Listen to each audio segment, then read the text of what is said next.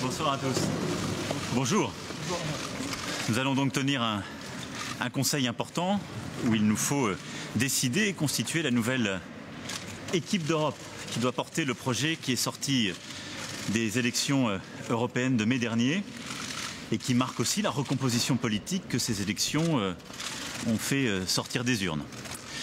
J'avais indiqué 2 jours après les élections, ici même, ce qui pour ma part étaient nos priorités.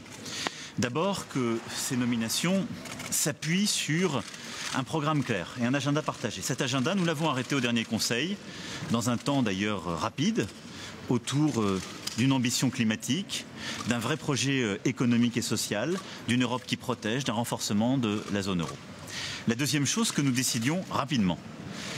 Je tiens donc à ce que nous puissions sortir de ce Conseil avec les réponses et cette nouvelle équipe. Et la troisième, j'avais donné les critères de cette nouvelle équipe.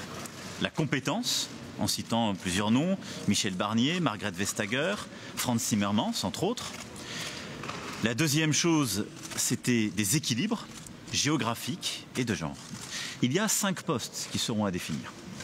Le président ou la présidente du Parlement européen, qui ne dépend pas de la compétence du Conseil. Le président ou la présidente du Conseil européen, ce qui est notre compétence pleine et entière. Le poste de président de la Commission ou de présidente de la Commission, le poste de haut représentant ou haute représentante et le poste à la tête de la BCE.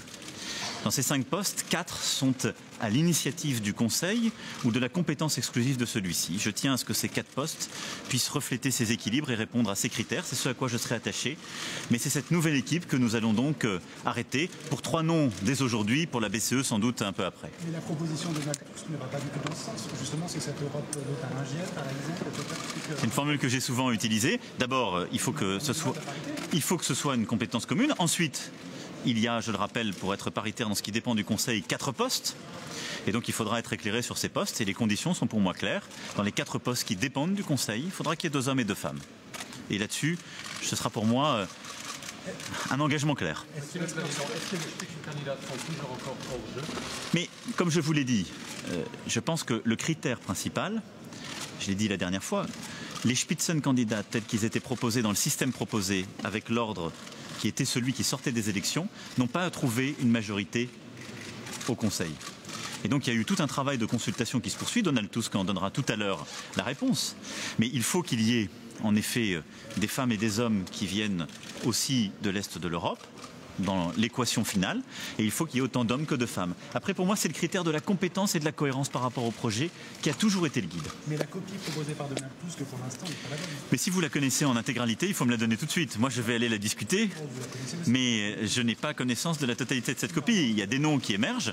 Dans les noms, je n'aurai pas là-dessus... Je me suis moi-même exprimé sur celui-ci parmi les options possibles. Donc je ne vais pas vous dire le contraire de ce que je pensais le 28 mai.